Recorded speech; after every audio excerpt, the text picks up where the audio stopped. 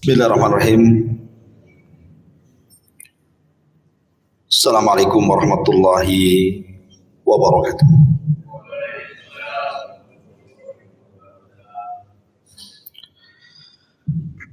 Alhamdulillah wassalatu wassalamu ala Rasulillah wa ala alihi wa sahbihi wa mawalah wa la hawla wa la quwata illa billahi wa ba'du. Alhamdulillah di malam hari ini kembali kita bisa duduk untuk bermajlis ilmu dan kita melanjutkan kajian kita masih membahas Siratul Mustafa, sejarah manusia terbaik di alam semesta ini, Rasul kita, Nabi kita, qudwah kita, panutan kita semuanya, Nabi Muhammad sallallahu alaihi wasallam. Pembahasan di malam hari ini kita akan membahas perang Muraisi atau lebih dikenal dengan perang Bani Mustalik. Perang ini walaupun tidak ada pertempuran yang sengit dan memang tidak terjadi pertempuran, kata Imam Ibnul Qayyim rahimahullahu ta'ala, akan tetapi banyak peristiwa dan sejarah yang bisa kita petik pelajaran. Jadi nanti banyak peristiwa di dalam perang Bani Mustalik ini. Ini yang menarik, kita akan bahas. Ma'asyiral muslimin yang dimuliakan Allah Subhanahu wa taala. Bani Mustalik dipimpin oleh Al-Haris ibn Abi Dirar. Pimpinan Bani Mustalik namanya Al-Haris ibn Abi Dirar, ayahanda daripada Juwairiyah yang kelak akan menikah dengan Nabi. Jadi Al-Haris ibn Abi Dirar ini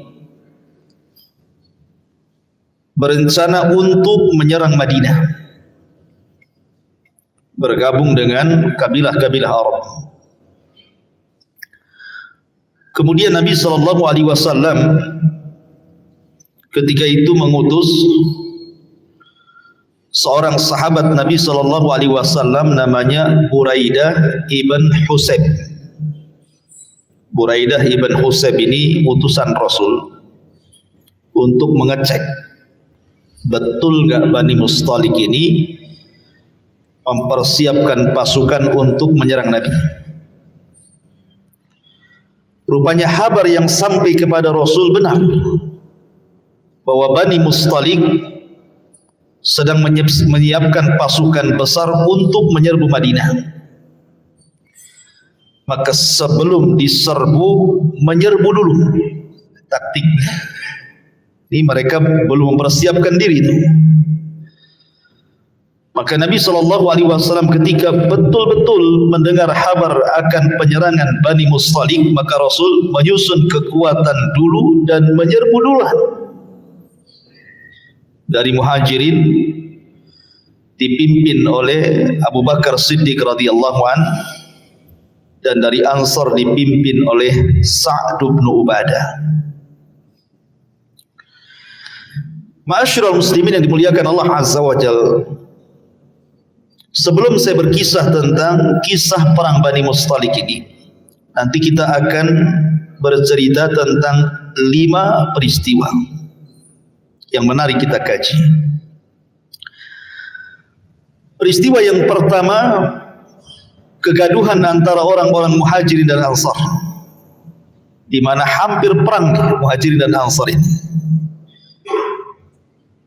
Dan peristiwanya di tengah-tengah peperangan Bani Mustalik. Apa penyebabnya? Nanti saya akan ceritakan. Yang kedua, terbongkarnya aib orang-orang munafik, yang selama ini orang-orang munafik Sebagian besar para sahabat tidak tahu, bahkan Rasul sendiri tidak tahu mana munafik. Kalau bukan karena Allah memberitahu. Tapi dalam perang Bani Mustalik ini baru terbongkar aib orang-orang munafik sehingga ketahuan siapa pemimpinnya. Sehingga sahabat menyebutnya Rasul Munafik, presiden munafik. Siapa presiden munafik? Nanti kita akan kisahkan. Yang ketiga, peristiwa yang tidak kalah juga pentingnya, di mana sebagian besar pengaruh orang-orang munafik itu juga mempengaruhi sebagian para sahabat dan sebagian orang-orang Arab yang biasa infak kepada Rasul akhirnya berhenti infak. Bagaimana peristiwanya dan bagaimana bisa terjadi? Nanti kita ceritakan. Kemudian yang terakhir, yang nomor 5 ini yang paling menyakitkan Nabi SAW, menyakitkan kita semuanya. Dituduhnya Ummul Mukminin Aisyah radhiyallahu anha berzina dengan seorang sahabat yang namanya Safwan ibn Mu'attil. Ini 5 peristiwa terkait dengan perang Bani Mustalik. Seru kan? 5 poin ini dah seru kita dengar ya. Gimana kisahnya ini? Ma'asyiral muslimin yang dimuliakan Allah Subhanahu wa taala. Pertama kita akan bicara tentang suasana perang Bani Mustalik dulu. Tadi sudah saya kisahkan di permulaan bahwa pimpinan Bani Mustalik Al-Haris ibn Abi Dirar mempersiapkan pasukan bergabung dengan kabilah-kabilah Arab yang tidak suka dengan Islam, berencana untuk menyerbu Madinah. Sehingga Nabi SAW mengutus Buraidah ibn Husayb radhiyallahu an untuk meng-crossing, jadi mata-mata, jadi intel. Betul enggak ini berita yang sampai kepadaku, kata Rasul. Setelah Buraidah pun kemudian mencari-cari berita, rupanya benar. Maka Nabi SAW betul-betul marah. Subhanallah. Dalam peperangan ini orang-orang munafik banyak bergabung. Bahkan pimpinan munafik ikut bergabung. Siapa pimpinan orang munafik? Abdullah ibn Salul, Abdullah ibn Ubay ibn Salul. Siapa dia? Nanti kita akan kisahkan sedikit biografinya. Ingat ma'asyiral muslimin, walaupun pasukan kaum muslimin bertambah secara jumlah, tetapi keberadaan orang-orang munafik di tengah-tengah kaum muslimin tidak banyak membantu, bahkan justru melemahkan. Dari sini Allah Subhanahu wa taala gambarkan dalam surah At-Taubah ayat 47. Allah mengatakan, "Lau kharaju fikum ma zadukum illa khabala walau awda'u khilalakum yabghunakumul fitnah wa fikum samma'una lahum wallahu alimun bidzalimin." Jika mereka berangkat bersamamu, maksudnya orang-orang munafik bergabung bersama kalian, niscaya mereka tidak akan menambah kekuatan bagi kalian, justru hanya akan membuat kekacauan, dan mereka tentu bergegas maju ke depan di celah-celah barisanmu untuk mengadakan kekacauan. Sedang di antara kamu ada orang-orang yang sangat suka mendengarkan perkataan mereka. Artinya ada para sahabat yang terpengaruh, gitu maksudnya. Dan Allah mengetahui orang-orang yang zalim. Ma'asyiral muslimin yang dimuliakan Allah Azza wa Jalla. Berangkatlah Nabi SAW dan pasukan menuju Bani Mustalik. Ketika di Bani Mustalik, maka Nabi SAW langsung menyerbu sebuah mata air semacam sumur yang namanya Muraisi. Makanya perangnya juga disebut perang Muraisi, karena dinisbatkan kepada sumur Muraisi yang ada di Bani Mustalik. Lah ketika itu orang-orang Bani Mustalik kaget. Kenapa? Karena tidak nyangka akan diserbu, sehingga tidak banyak perlawanan dan tidak ada yang jatuh korban dari kalangan kaum muslimin.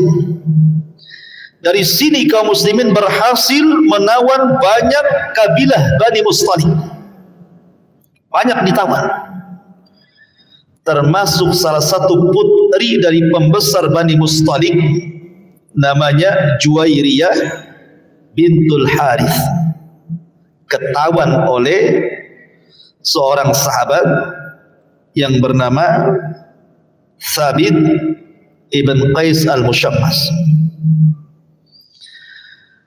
Lah ketika kemudian Juwairiyah ini, masyarul muslimin yang dimuliakan Allah Azza wa Jalla, tertawan oleh seorang sahabat Nabi SAW namanya Thabit ibn Qais al-Mushammas. Thabit ini seorang juru bicara Nabi, jubir bahasa kita. Dia banyak menguasai bahasa. Dan ketika turun ayat, karena Thabit ini kalau ngomong lantang, terkadang lebih keras dibandingkan suara Nabi. Ketika turun ayat, la tarfa'u aswatakum fawqa sautin Nabi, jangan kau angkat suaramu di atas suara Nabi. Thabit ini kecil hati. Kemudian dia mengurung diri di rumahnya, dia keluar hanya untuk sholat 5 waktu, selebihnya tidak pernah keluar. Jadi Nabi mencari-carilah, karena Thabit kok nggak ada di majelis ilmu. Kemudian diutuslah seseorang untuk menanyakan kenapa alasan Thabit tidak hadir di majelis ilmu. Rupanya Thabit merasa bersalah karena suara dia meninggi di atas suara Nabi, dan sudah hilang amalannya, dan dia termasuk penduduk neraka. Maka Rasulullah SAW mendengar hal itu, kemudian mengutus sahabat, katakan kepada Thabit amalannya tidak hilang dan dia termasuk penduduk surga. Jadi juru bicara Rasul namanya Thabit ibn Qais al-Mushammas. Istrinya cantik sekali. Thabit ini orangnya pendek, hitam, kurang ganteng, ya. Tapi istrinya cantik sekali. Jadi kalau Thabit sedang jalan dengan kawannya, istrinya nengok gitu. Jadi istrinya cemburu kan, kenapa lah suamiku jelek, orang itu ganteng pula gitu. Jadi istrinya ini selalu banding-bandingkan gitu kan. Akhirnya kemudian istrinya datang kepada Rasul minta diceraikan. Aku ini tidak mencela Thabit dari ibadahnya Rasul, cuman dia kurang ganteng saja, sehingga saya takut kufur, tidak bisa melayani karena cemburu dengan suami orang. Lah Thabit ini pandai, ketika menikah maharnya kebun yang sangat luas, karena dia kaya. Kata Rasul, kau ingin berpisah dari Thabit, mau kau kembalikan maharnya, kebun yang sangat luas itu. Akhirnya kemudian istrinya karena memang enggak cinta lagi, mau, terjadilah khulu, gugatan cerai. Kemudian istrinya menikah dengan laki-laki dambaan dia, orang yang ganteng, putih, pokoknya sudahlah. Masalahnya dia tidak pandai memuaskan nafsu seks, bahasa kitanya mungkin ya, di atas ranjangnya. Akhirnya dia buat ulah juga dengan suaminya yang baru, dan ingin kembali kepada Thabit. Walaupun Thabit tidak ganteng tapi memuaskan, gitu bahasanya gitu. Tetapi ya sudah apa kan, terkadang begitulah istri tergesa-gesa. Ada masalah sedikit, dia ingin pisah dengan suaminya, dikiranya dia akan dapat suami yang lebih baik dibandingkan suaminya kan? Ternyata tidak. Ya. Belakangan menyesal. Nah, itu kan urusan Thabit ya, kita cerita ke sini. Jadi Thabit ibn Qais al-Mushammas ini berhasil menawan Juwairiyah. Artinya Juwairiyah menjadi budak siapa yang menangkapnya kan begitu. Maka Juwairiyah kemudian mengatakan kepada Thabit, tolong bebaskan diriku dari perbudakanmu, saya siap untuk menebus. Maka kemudian Thabit menentukan harga sekian-sekian mahal sekali. Akhirnya kemudian Juwairiyah bercerita kepada Nabi SAW bahwa dia sudah berjanji dengan Thabit akan membayar, tapi jangan jadikan aku budak. Nabi SAW kemudian menjanjikan, bagaimana kalau seandainya aku merdekakan kamu? Berapa uang yang dikehendaki Thabit untuk kebebasanmu saya bayar, dan saya berikan pilihan yang jauh lebih baik. Maukah kau menikah denganku? Akhirnya kemudian Juwairiyah setuju. Maka Rasul membayarkan kepada Thabit, dan dia pun menjadi wanita merdeka. Akhirnya menikah dengan Nabi SAW. Ketika sahabat mendengar Rasul menikah dengan Juwairiyah, pimpinan daripada Bani Mustalik ini, semua keluarga Bani Mustalik yang tertawan oleh sahabat Rasul semua dibebaskan. Kemudian semua masuk Islam. Bayangkan, satu kabilah Bani Mustalik masuk Islam gara-gara Rasul menikahi Juwairiyah. Dari sini kita mengetahui bagaimana maksud poligami Nabi SAW kan? Salah satu hikmahnya apa? Dakwah. Bukan tuduhan orang-orang yang mengatakan poligami itu tujuannya nafsu gitu kan? Tidak, ada tujuan lebih besar daripada itu. Karena dengan cukup menikahi Juwairiyah, satu kabilah masuk Islam. Luar biasa. Kalau sekarang poligami satu kabilah mencela antum. Bukan masuk Islam, ya kan? Masyarul muslimin yang dimuliakan Allah Azza wa Jalla. Dan ini keutamaan Juwairiyah bintul Harith. Baik, masyarul muslimin yang dimuliakan Allah Azza wa Jalla.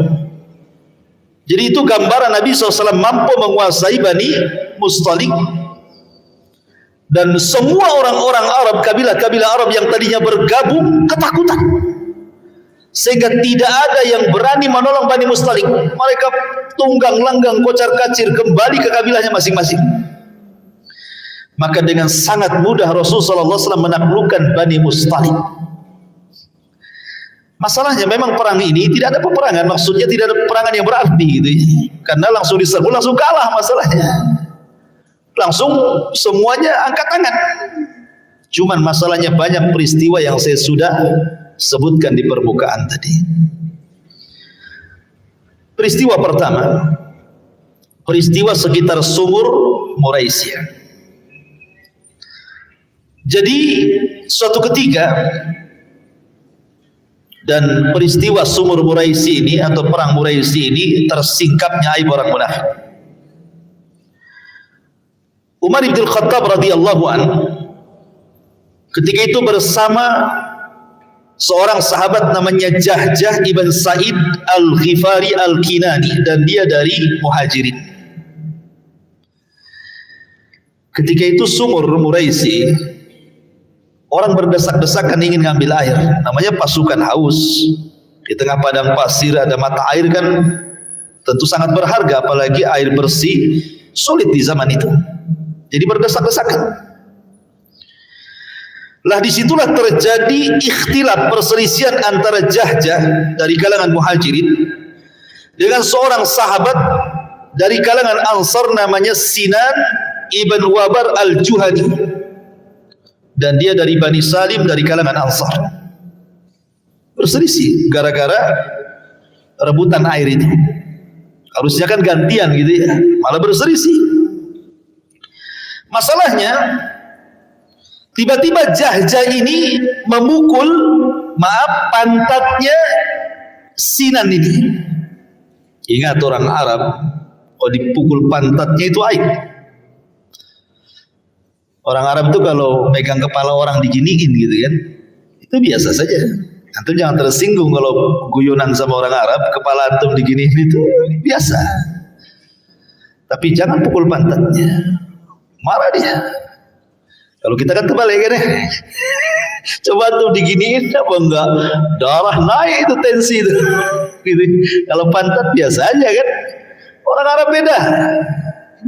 Beda kebiasaan. Pukul pantatnya, marah, emosi dia. Sinan emosi. Keluar hamiah jahiliyahnya.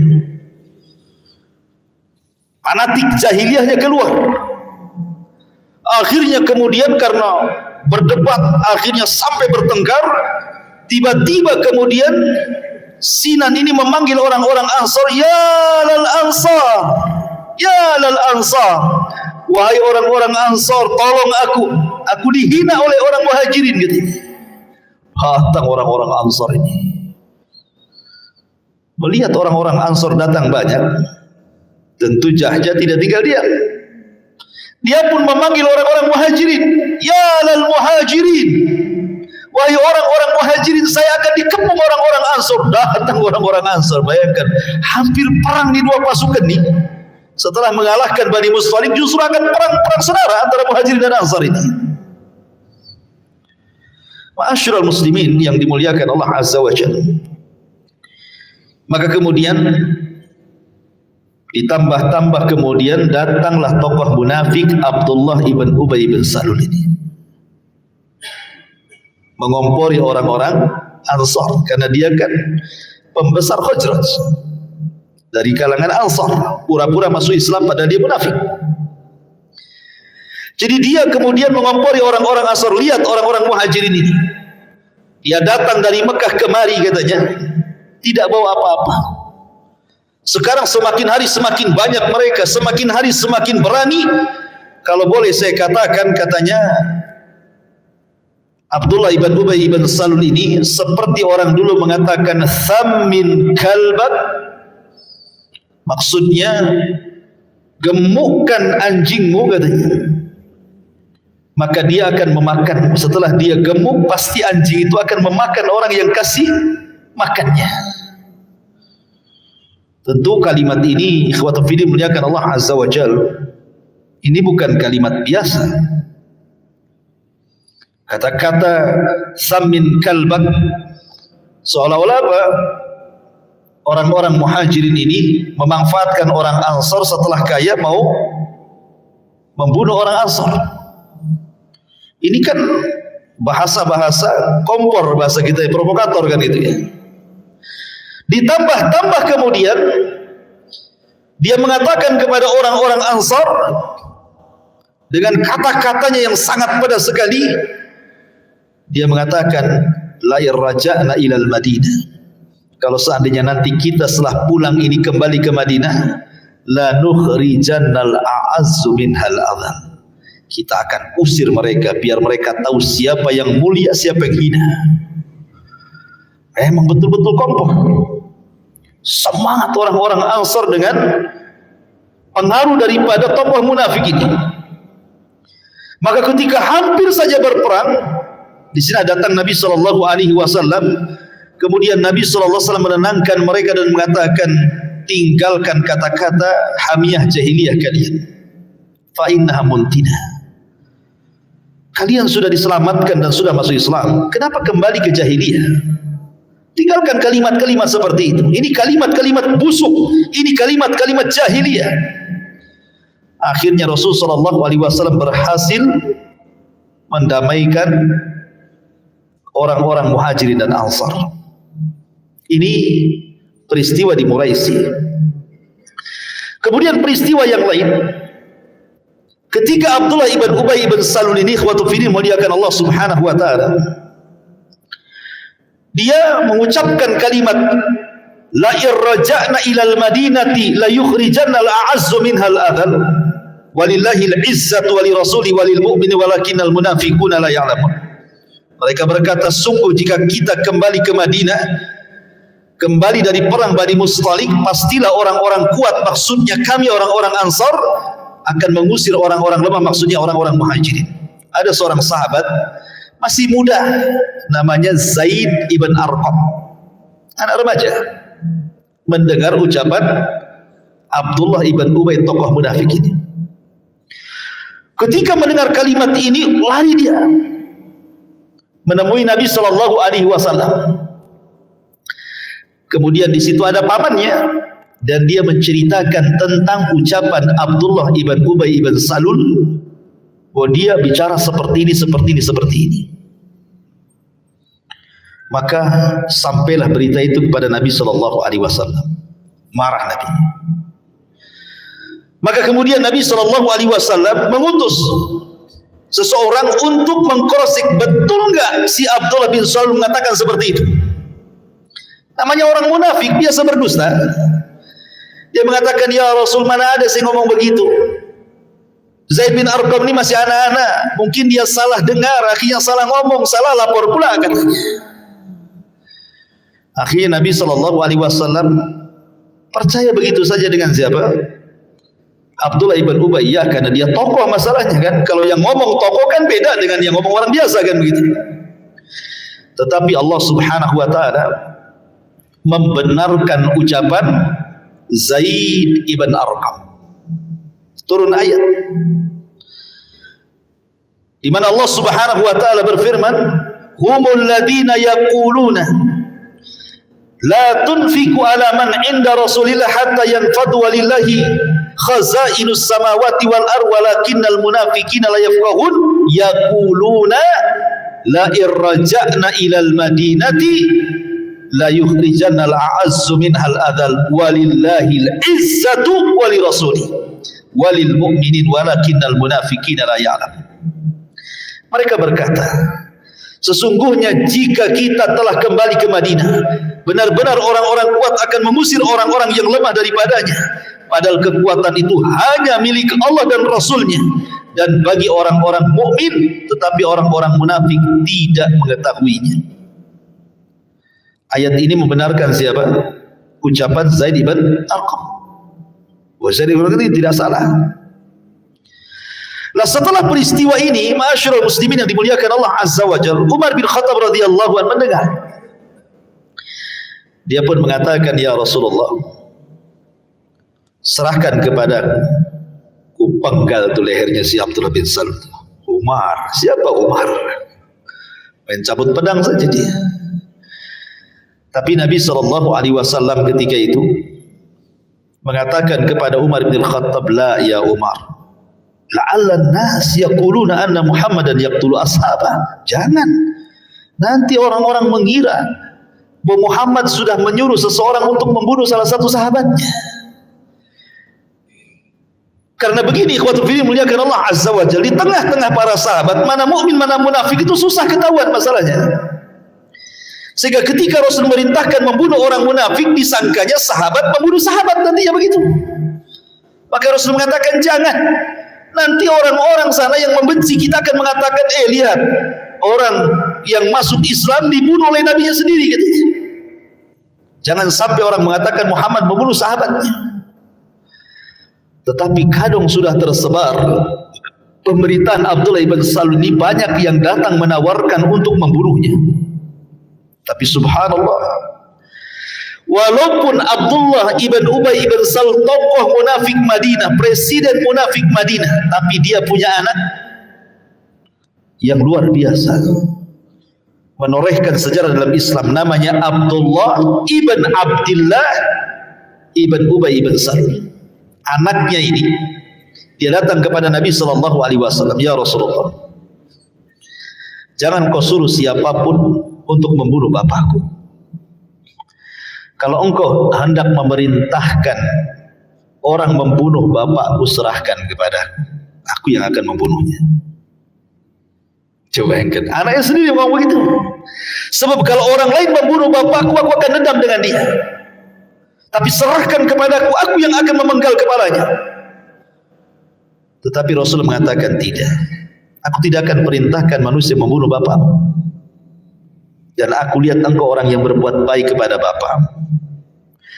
Akhirnya Abdullah ibn Ubay bin Salul kemudian berjalan bersama bapaknya.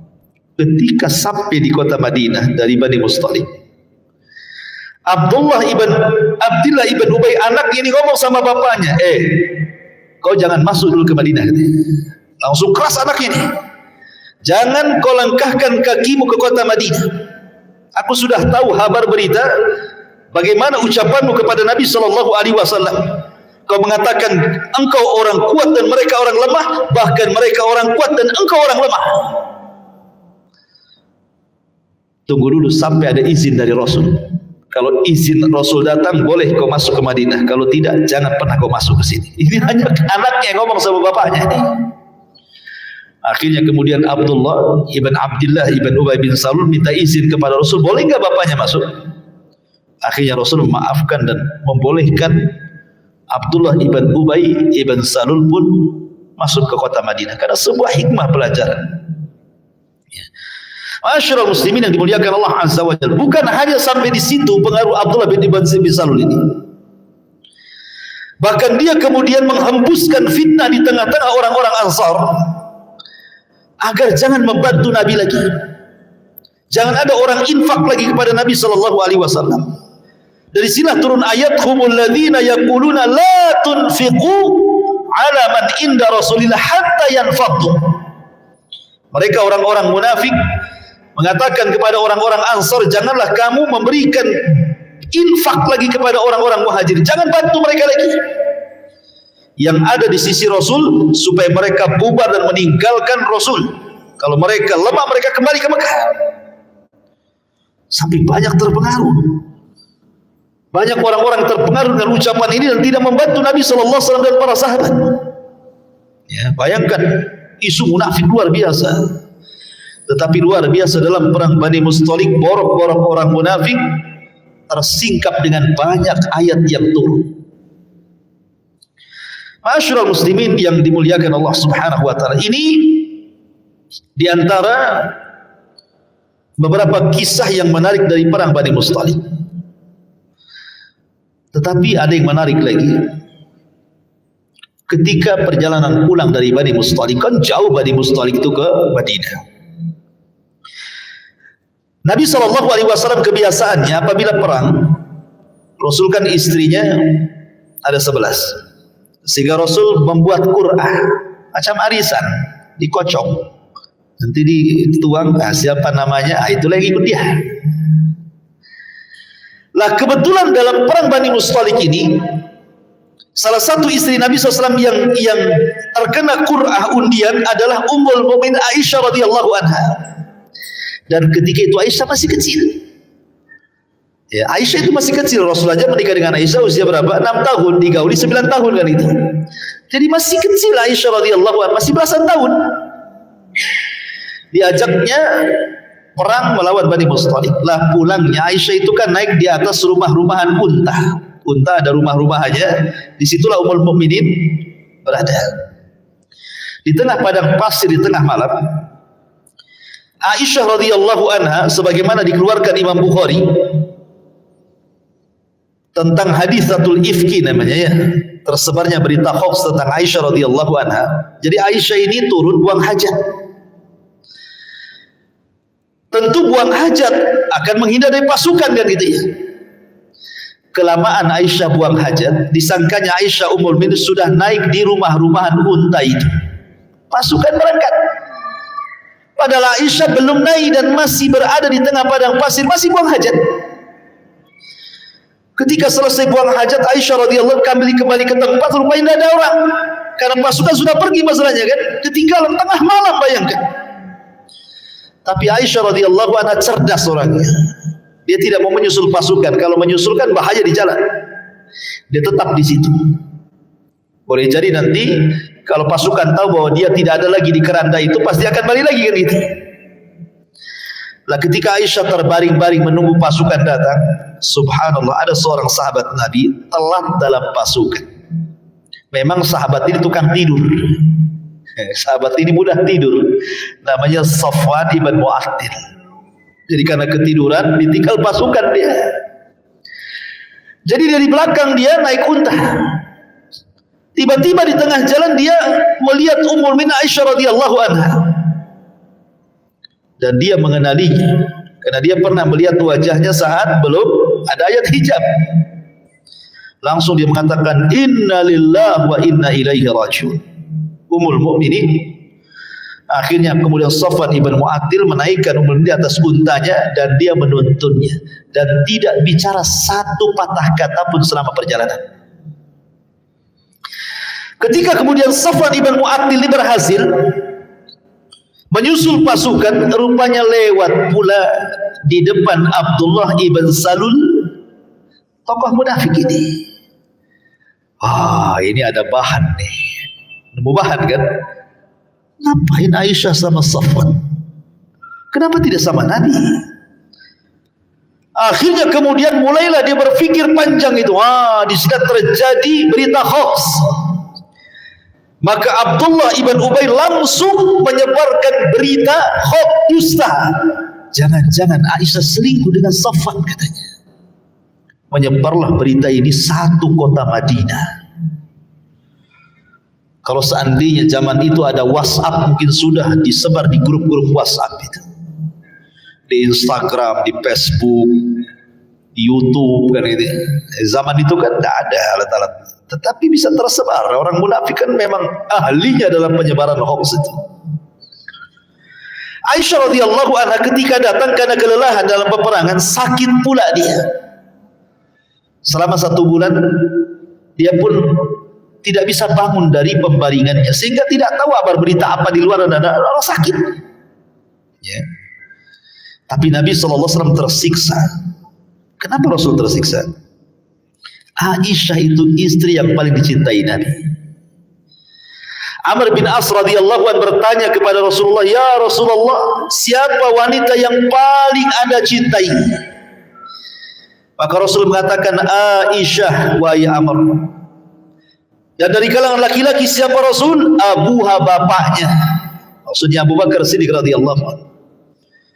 Artinya bahwa Nabi SAW itu sangat mencintai Aisyah radhiyallahu anha melebihi semua istrinya, sampai menimbulkan kecemburuan. Sehingga kemudian istri-istrinya mengutus Fatimah untuk menanyakan kenapa Rasul lebih cinta Aisyah dibandingkan yang lainnya. Bukankah dalam poligami harus adil? Ya, adil itu bukan dalam perasaan. Adil itu dalam bab infak, nafkah. Tapi perasaan tidak bisa adil, Rasul pun tidak bisa adil.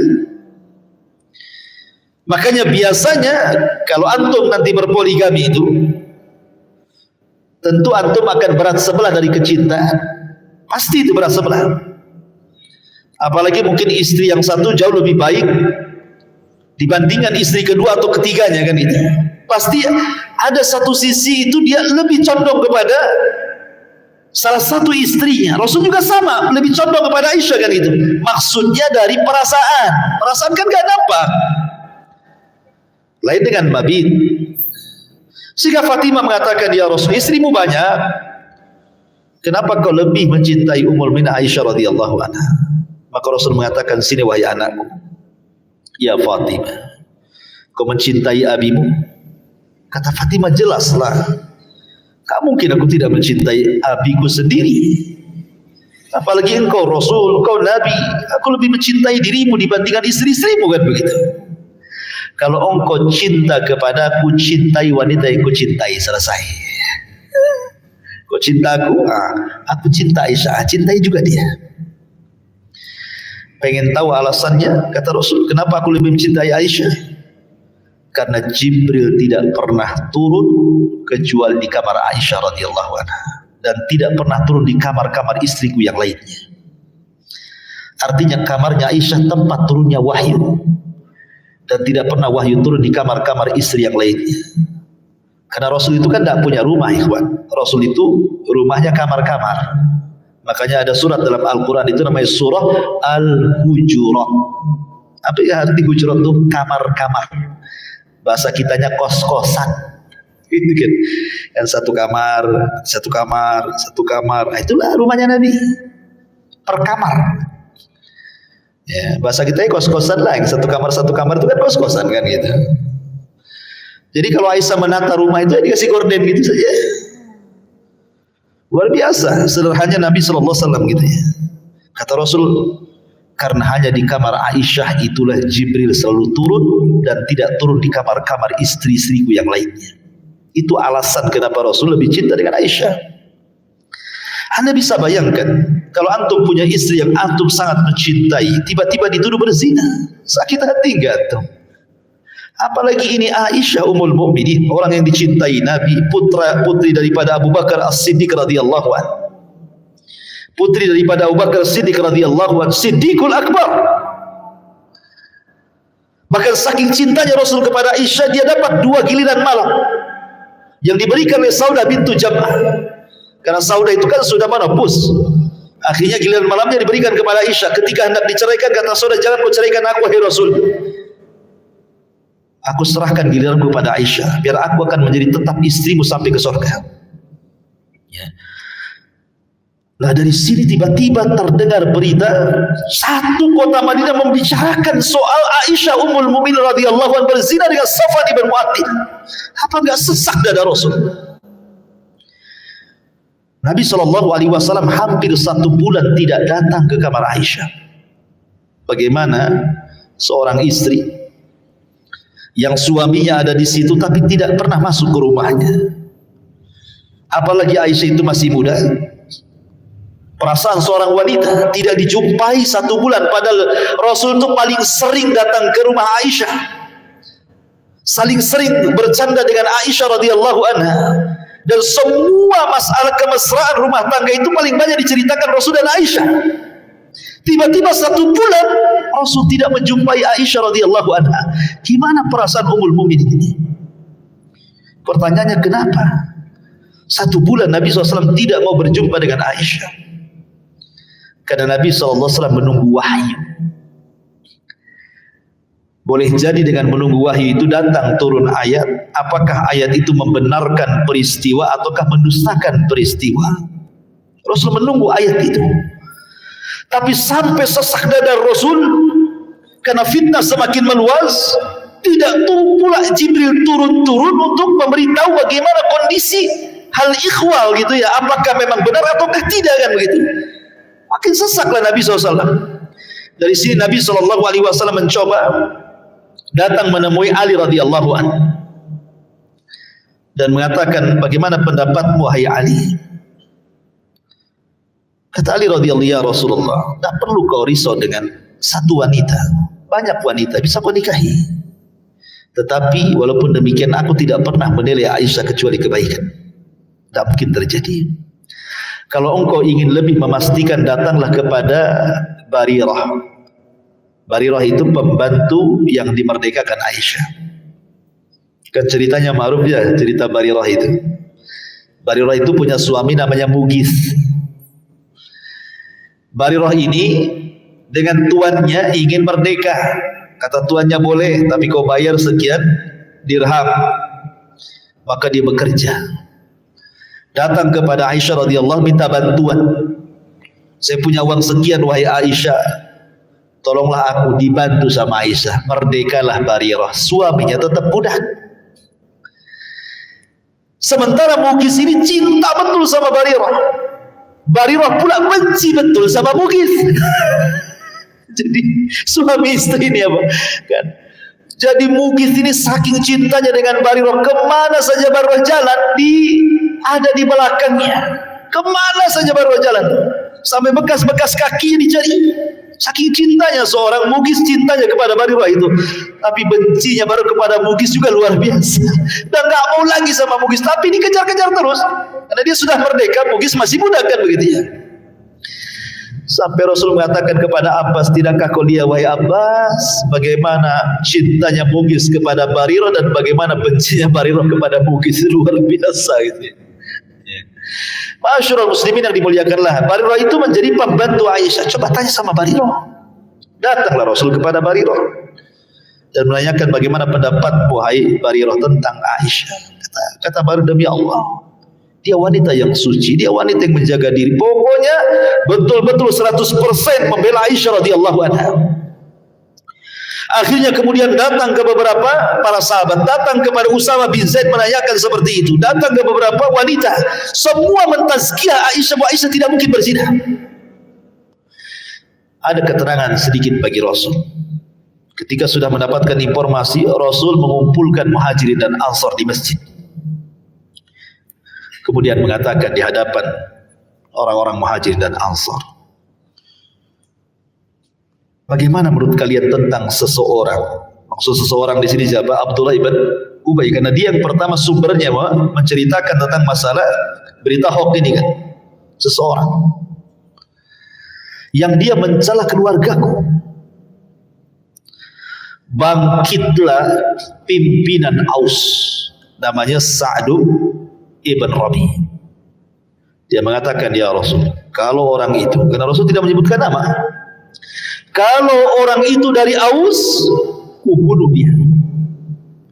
Tapi kalau orang itu dari Khazraj, serahkan kepadaku, perintahkan aku untuk membunuhnya, ku bunuh dia.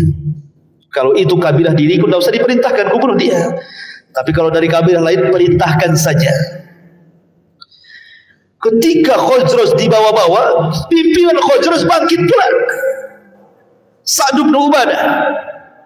Kenapa? Sa'd bin Ubadah paham nih siapa yang dimaksud dengan laki-laki yang dimaksud Rasul dalam ceramahnya itu. Maksudnya siapa? Abdullah ibn Ubay. Sementara Abdullah ibn Ubay itu tokohnya Khazraj. Sehingga pemimpin Khazraj, Sa'd bin Ubadah, bangkit dan mengatakan, tidak kuizinkan kau akan menyentuh dia. Katanya Sa'd bin Rabi, kalau begitu kau juga munafik, katanya. Wah, dia masjid mau perang akhirnya tuh, baik kan? Antara Khazraj dan Aus mau perang lagi dalam masjid itu. Akhirnya Nabi SAW sampai menangis, akhirnya meleraikan dua pemimpin Khazraj dan Aus, hampir mau perang dalam masjid itu.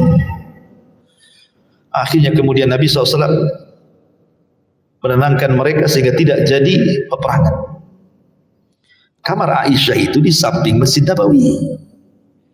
Tentu dengarlah kan begitu sampai ke kamar kan. Sementara Nabi SAW sudah 1 bulan tidak pernah menginjak, sementara Aisyah sedang sakit parah tidak bisa bangun.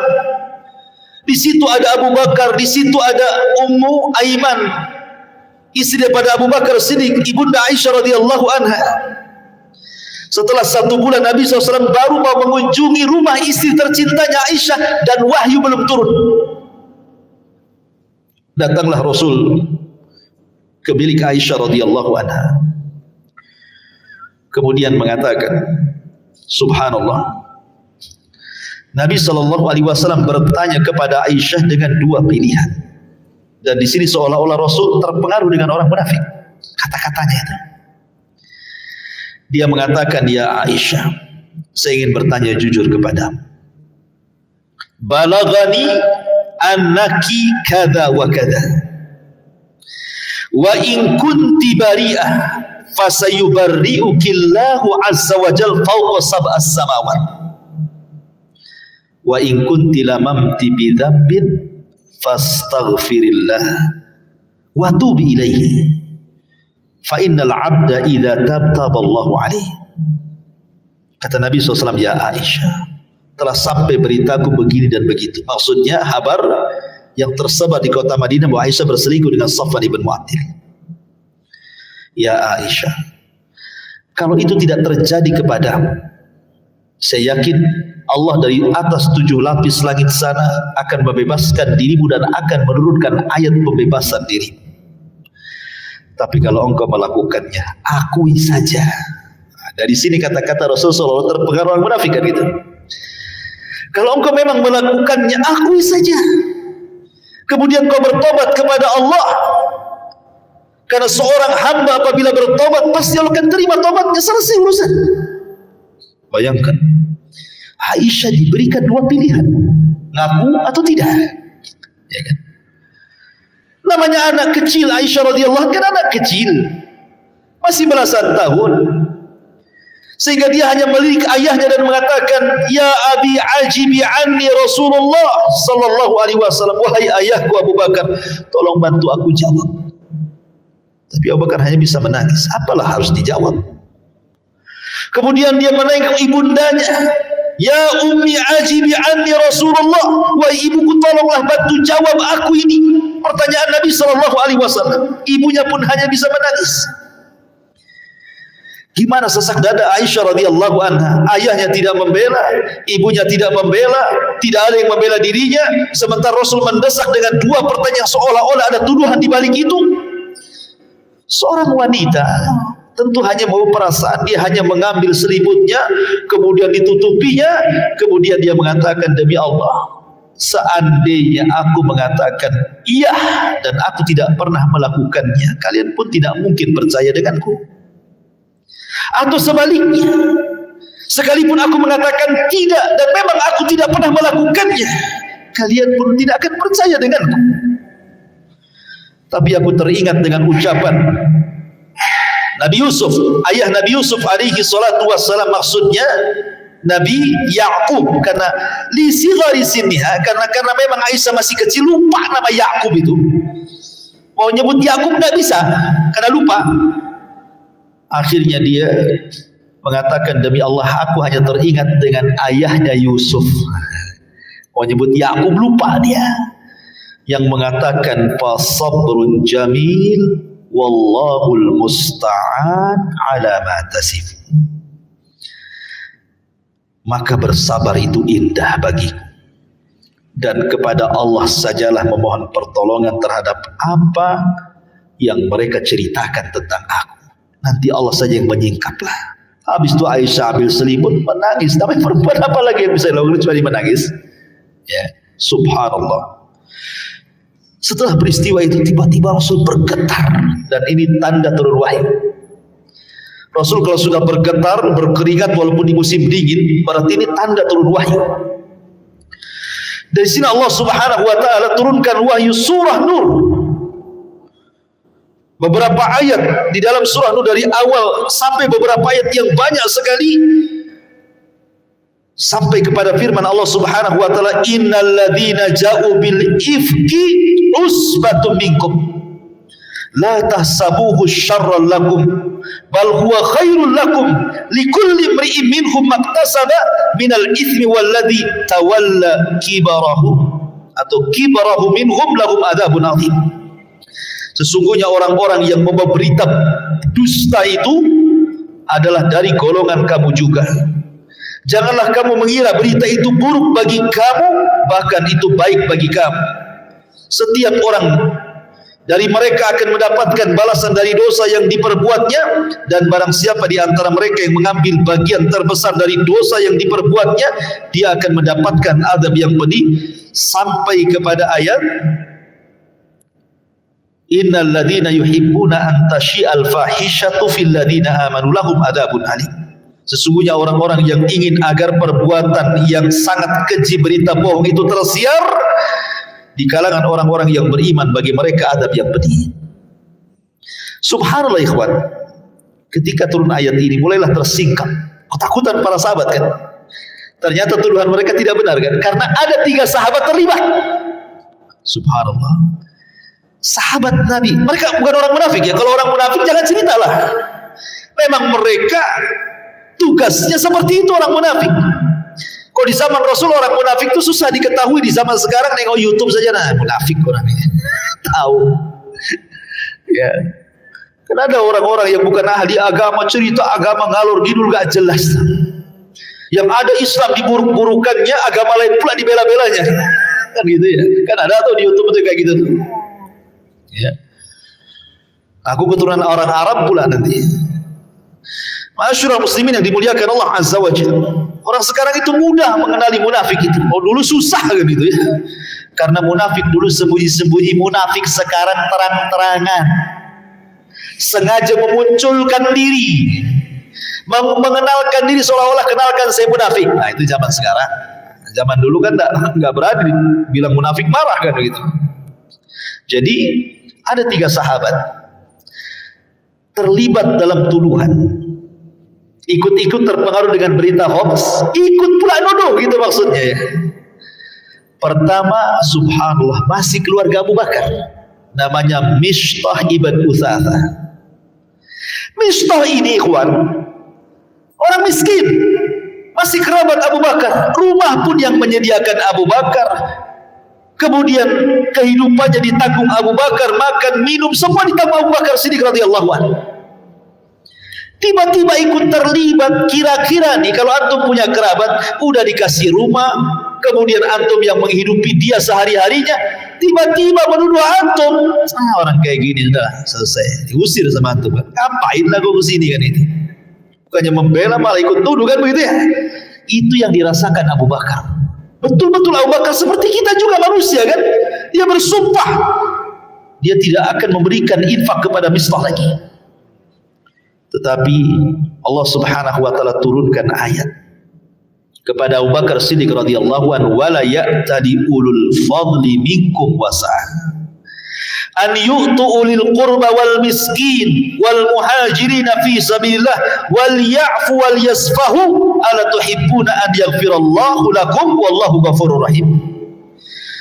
Dan janganlah orang-orang yang mempunyai kelebihan, maksudnya Abu Bakar, dan kelapangan dari rezeki tiba-tiba bersumpah bahwa dia tidak akan memberi bantuan kepada kerabatnya, maksudnya kepada Mistah, orang-orang miskin dan orang-orang yang berhijrah jalan Allah. Dan hendaklah mereka memaafkan dan berlapang dada. Apakah kamu tidak suka bahwa Allah mengampuni, wahai Abu Bakar? Dan Allah Maha Pengampun dan Maha Penyayang. Bukankah tujuan kamu itu memberikan infak supaya dapat ampunan? Kenapa kau hentikan infak itu? Dari situ Abu Bakar bersumpah lagi memberi 2 kali lipat. Luar biasa. Kalau kita mungkin dikurangi kan, bukan 2 kali lipat. Biasa 1 juta kasih 300 saja udah kurang ajar. Kan gitu ya. Itu kalau kita ya. Abu Bakar bersumpah malah 2 kali lipat lagi dia kasih. La haula wala quwwata illa billah. Luar biasa Abu Bakar. Padahal dia jelas. Yang hebatnya lagi Aisyah radhiyallahu anha. Setelah tersikap bahwa dia tidak betul-betul tidak melakukan perzinahan, turun surah Nur membebaskan dirinya. Dia pun berbincang dengan Ummu Mistah, ibunya si Mistah ini, membela Aisyah oleh ibunya dan mengatakan bi'sal Mistah, sungguh buruk si Mistah itu, anakku itu wahai Aisyah, maafkan dia. Kata Aisyah, kau celak Mistah anakmu? Iya, karena dia sudah ikut-ikut menyebarkan berita tentang dirimu wahai Ummul Mukminin. Kata Aisyah, jangan kau celak, Mistah itu satu di antara tentara yang terlibat dalam Badar. Sementara tentara Badar itu Allah katakan i'malu ma syi'tum faqad ghafarallahu lakum. Beramallah sesuka kalian karena Allah sudah mengampuni dosa kalian. Karena itu bagi penduduk Badar. Aisyah tidak berani mencela. Kalau antum digituin, habislah orangnya. Antum dicela, 1 cela, antum keluar 10 kali celaan kan. Gitu ya. Aisyah malah melarang ibunya, jangan, dia itu tentara Badar katanya. Kesabaran Aisyah radhiyallahu luar biasa. Kemudian yang kedua yang terlibat dalam tuduhan itu adalah Hasan ibn Thabit. Hasan ibn Thabit ini penyair kondang Rasul. Ingat, penyair ini sama dengan media hari ini, sama dengan YouTube, sama dengan radio, sama dengan TV. Itulah syair di zaman itu. Ya, jadi kalau orang ingin menyebarkan sesuatu, sewa tukang syair, nanti tersebar tuh. Jadi syair itu sama dengan YouTube kayak hari ini gitu ya. Jadi kalau penyairnya terkena fitnah, sebentar saja kan gitu ya. Kemudian yang ketiga, justru saudari daripada istri Nabi, namanya Zainab bintu Jahsin, istri Nabi, punya saudara namanya Jamnah bintu Jahsin. Jamnah bintu Jahsin ini saudari dari istri Nabi, Zainab bintu Jahsin. 2 laki-laki 1 perempuan. Turun ayat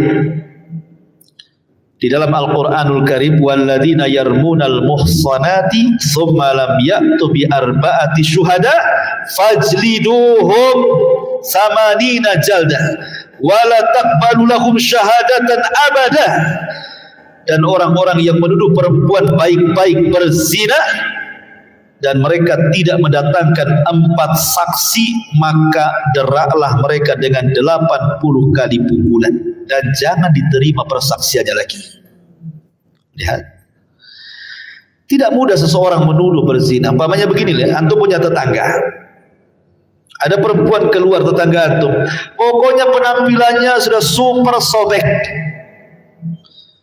ya, semua kelihatan, keluar malam-malam, pulang subuh-subuh. Antum tidak pernah melihat dia kerja apa. Tiba-tiba antum mengatakan zina orang itu. Nggak boleh. Walaupun dandanannya sudah seperti itu maksudnya ya. Kenapa? Karena menuduh berzina itu harus mendatangkan saksi. Atau sebaliknya, seseorang menuduh laki-laki berzina, tidak bisa. Dalam Islam yang menuduh itu justru dihukum. Walaupun sebenarnya memang dia pezina, tapi karena dia tidak bisa membuktikan karena harus mendatangkan 4 saksi, yang dihukum yang menuduh. Menunjukkan apa? besarnya kehormatan seorang muslim. Tidak bisa main tuduh-tuduh itu. Tidak bisa. Nggak bisa dalam penampilan kita katakan si fulan pezina. Tidak boleh. Ya. Ma'asyiral muslimin yang dimuliakan Allah Azza wa Jalla. Jadi kemudian turun ayat ini, 3 sahabat ini kemudian dihukum had. Walaupun mereka sahabat. Tetapi ingat, hukuman had bagi para sahabat, bagi orang-orang yang beriman itu kafarah bagi dosa mereka. Pertanyaan besar. Penyebar berita siapa? Abdullah ibn Ubay. Kenapa dia tidak diberikan had hukuman? Kan sudah jelas-jelas Rasul tahu orangnya tuh. Yang menyebarkan dia, yang jelas-jelas sumbernya dari dia, Abdullah ibn Ubay bin Salul munafik. Kenapa tidak ditangkap dan didera seperti 3 sahabat ini dipukul 80 kali? Al-Imam Al-Qurtubi menjawab, kenapa Abdullah bin Ubay bin Salul tidak dihukum di dunia dengan had, dengan hudud? Karena Allah sudah mempersiapkan neraka yang sangat dalam. Jadi tidak perlu lagi dihukum di dunia. Allah sudah mempersiapkan azabnya bagi dia. Makanya turun Al-Quran, innal munafiqina fi darkil asfali minan nar. Sungguhnya orang-orang munafik berada di inti neraka yang paling dalam. Itulah tempatnya Abdullah bin Ubay bin Salul. Untuk menutup kajian kita, siapa Abdullah ibn Ubay ibn Salul yang selalu dikait-kaitkan namanya dalam perang Bani Mustalik ini? Abdullah ibn Ubay ibn Salul ini sebelum hijrahnya Rasul dari Mekah ke Madinah, dia adalah pembesar Khazraj, dan Khazraj itu kabilah musyrik terbesar. Khazraj itu, Aus itu kecil, Khazraj besar. Lah sehingga kemudian, dan orangnya bijak. Sementara Khazraj kan suka perang tuh. Jadi yang suka mendamaikan perang itu ya Abdullah bin Ubay ini. Sehingga kalau mau perang nggak jadi, kalau nggak perang nggak jadi. Akhirnya digadang-gadangkan oleh 2 kabilah ini untuk menjadi pemimpin mereka.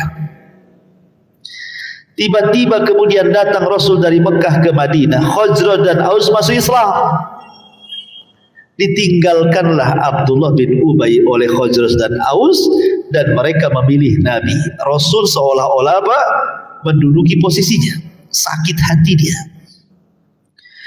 Ketika kemudian kaum muslimin semakin kuat, terutama setelah perang Badar, mulai dia berpikir, aku kalau bertahan seperti ini, bahaya nyawaku, bahaya hartaku. Pura-pura masuk Islam. Jadilah munafik. Munafik diambil dari nafak. Nafak itu bahasa kitanya gorong-gorong. Atau gorong-gorong? Kalau parit itu ada gorong-gorong kan? Air lewat sini, keluar lewat sana. Bahasa Arabnya nafak, itu gorong-gorong. Karena orang munafik itu seperti gorong-gorong. Masuk Islam lewat lisan, keluar Islam lewat hatinya.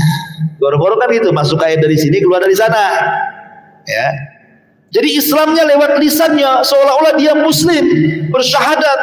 Dohirnya nampak bersama Rasul, zakat kepada Rasul, menyuruh orang untuk infak kepada Rasul. Di belakang Rasul hatinya ini memendam bagaimana caranya membunuh Nabi. Maka disebut munafik. Munafik yang i'tiqadi namanya. Lah Abdullah ibn Ubay bin Salul ini Al-Azdi dari kabilah Khazraj,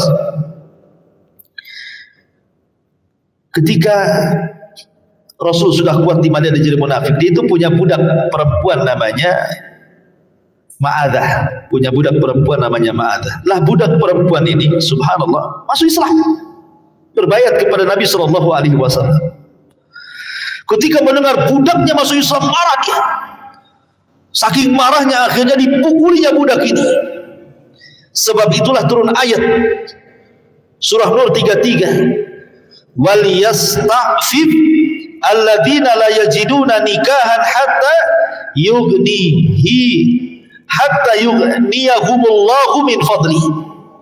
Walladzina yabtaghuna alkitaba mimma malakat aymanukum fakatibuhum in alimtum fihim khaira wa atuhum min malillahi alladhi atakum wa la tukrihu fatayatikum 'alal bigha'i in aradna tahassunan litabtaghu 'aradal hayatid dunya wa man yukri huhunna fa innallaha min ba'di ikrahinna ghafurur rahim.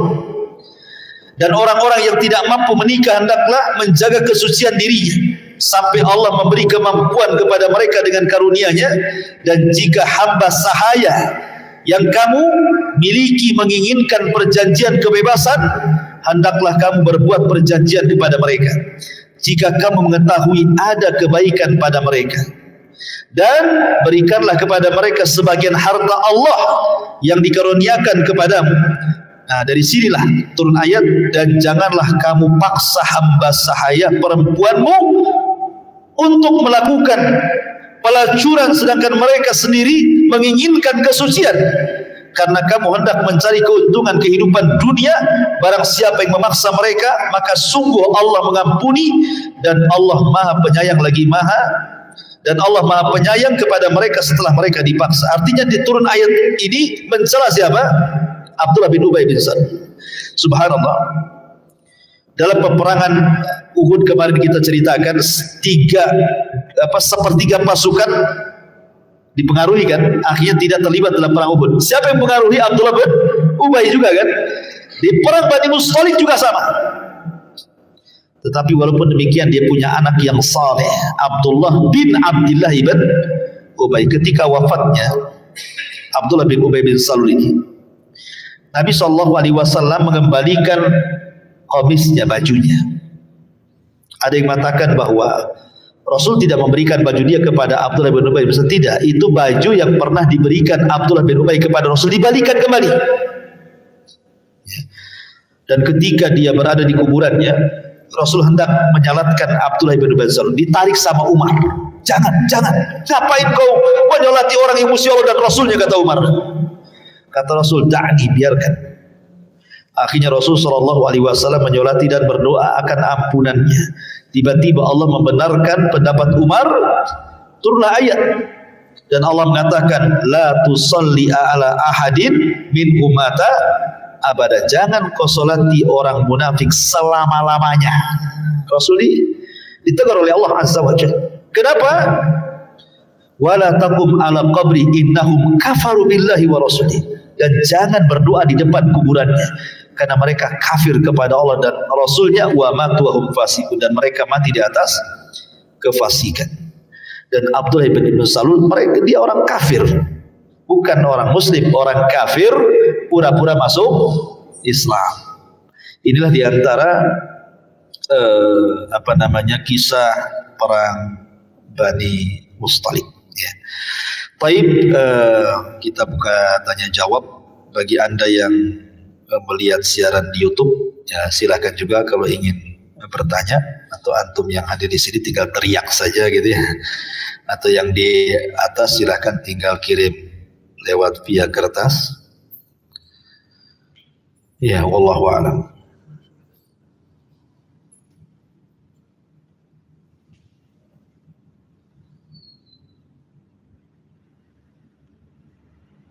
Baik. Di YouTube tidak ada yang tanya, cuman banyak komen saja ya. Di sini pun tidak ada yang berteriak, di atas pun tak ada surat, ya berarti kajian berhenti sampai di sini. Subhanallah bihamdika, asyhadu an la ilaha illa anta, astaghfiruka wa atubu ilaik. Allahu ta'ala alam. Assalamualaikum warahmatullahi wabarakatuh.